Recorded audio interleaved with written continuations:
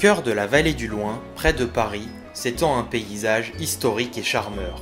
Il faut remonter à la période médiévale pour comprendre l'origine de l'architecture si atypique de Moret-sur-Loing. À l'époque, la ville était une enceinte fortifiée.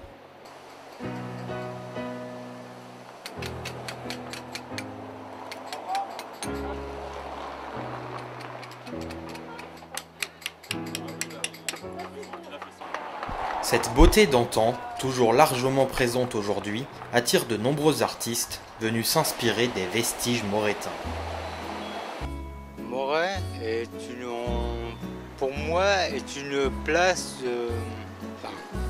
on pourrait dire pour les artistiques, serait une place où il y a un grand nombre d'artistes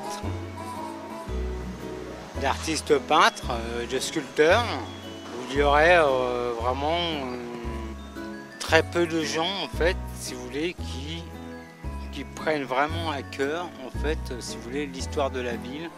Au XIXe siècle, plusieurs peintres impressionnistes s'étaient installés à Moret. Alfred Sisley, le plus connu d'entre eux, a donné son nom au collège de la commune. Chaque année, les 5000 habitants croisent des milliers de touristes, de passage pour admirer les portes de l'ancien fort, l'église Notre-Dame ou le musée du sucre d'orge. Moi j'ai grandi ici, donc ce qui est intéressant c'est qu'on rencontre énormément de monde parce que c'est très touristique. Il faut savoir qu'avec les bâtiments médiévaux un peu qu'on a, les remparts et tout, ça attire beaucoup de monde, notamment d'Asie, donc ça permet de rencontrer beaucoup de monde. Puis il y a aussi pas mal d'associations dans le coin qui font qu'on s'ennuie pas. Le calme d'une balade au bord de l'eau, la beauté d'un paysage historique ancré dans la modernité, Moret-sur-Loing est l'un de ces trésors nationaux qui font de la France la première destination touristique au monde.